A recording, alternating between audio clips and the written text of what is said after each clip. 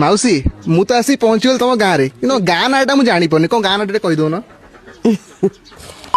ଆପଣ ମାନେ ତ ମାଉସୀଙ୍କ ହସ ଦେଖିଲେ, ତାହେଲେ ଚାଲନ୍ତୁ ଏ ଗାଁର କିଛି ୟୁନିକ୍ ଷ୍ଟୋରି ବିଷୟରେ ଜାଣିବା। ମୁଁ ଆସି ପହଞ୍ଚି ଯାଇଥିଲି କୋରାପୁଟର ବୈପାରିଗୁଡା ବ୍ଲକର ଇଏ ସୁନ୍ଦର ପାକୁଲପଡା ମାଲିଗୁଡା ଗାଁ, ଯୋଉଠି ପାହାଡ ଅଛି, ଝରଣା ଅଛି, ଆଉ ତା ସାଙ୍ଗରେ ଏତେ ସୁନ୍ଦର ଚାଷ ଜମି ମଧ୍ୟ ରହିଛି। ଆଉ ସବୁଠାରୁ ଇଣ୍ଟରେଷ୍ଟିଂ କଥା ହେଲା, ଏ ଚାଷ ଜମିରେ ଏମାନେ ଆଗରୁ ଗୋଟିଏ ପ୍ରକାରର ଚାଷ କରୁଥିଲେ, ହେଲେ CYSD ର ଟ୍ରେନିଂ ଆଉ ସପୋର୍ଟ ଦ୍ୱାରା ଏମାନେ ଏବେ ଗୋଟିଏ ଜମିରେ ବିଭିନ୍ନ ପ୍ରକାର ଚାଷ 10 ଏକରରୁ 80 ଏକର ଜାଗାରେ କରୁଛନ୍ତି। ଆଉ CYSD ର ପ୍ରପର ଟ୍ରେନିଂ ଦ୍ୱାରା ଏମାନେ ଏବେ ରାସାୟନିକ ସାର ନ ବ୍ୟବହାର କରି ଜୈବିକ ସାର ବ୍ୟବହାର କରୁଛନ୍ତି। ଆଉ କହିବାକୁ ଗଲେ ଏମାନେ ଏବେ ସ୍ୱାବଲମ୍ବୀ ଭାବେ ଜୀବନ ଯାପନ କରୁଛନ୍ତି। ଆଉ ଏ ବୁଦ୍ଧିମାନ ଗାଁ ଲୋକେ ଝରଣାରୁ ଆସୁଥିବା ପାଣିକୁ ଡ୍ୟାମ ସାହାଯ୍ୟରେ ଷ୍ଟୋର କରି ଚାଷ ଜମିରେ ଲଗାଉଛନ୍ତି, ଯାହା ଫଳରେ ଚାଷ ବହୁତ ମାତ୍ରାରେ ଭଲ ହେଉଛି। ଆଉ ଆପଣ ମାନଙ୍କୁ ଏ ଗାଁ ଏବଂ ଏ ଗାଁର ଷ୍ଟୋରି କେମିତି ଲାଗିଲା ନିଶ୍ଚିତ କମେଣ୍ଟସ ରେ ଜଣେଇବେ। ଆଉ ହଁ, ପ୍ରାକୃତିକ ବା ଜୈବିକ ଚାଷର ପ୍ରଡକ୍ଟ ନା କେବଳ ହେଲ୍ଦି ବରଂ ସ୍ୱାଦିଷ୍ଟ ଆଉ ପ୍ରକୃତି ପାଇଁ ମଧ୍ୟ ଖୁବ ଭଲ। ଚାଲନ୍ତୁ ଆମେ ଭଲ ଖାଇବା ଏବଂ ଭଲ ଖୁଆଇବା।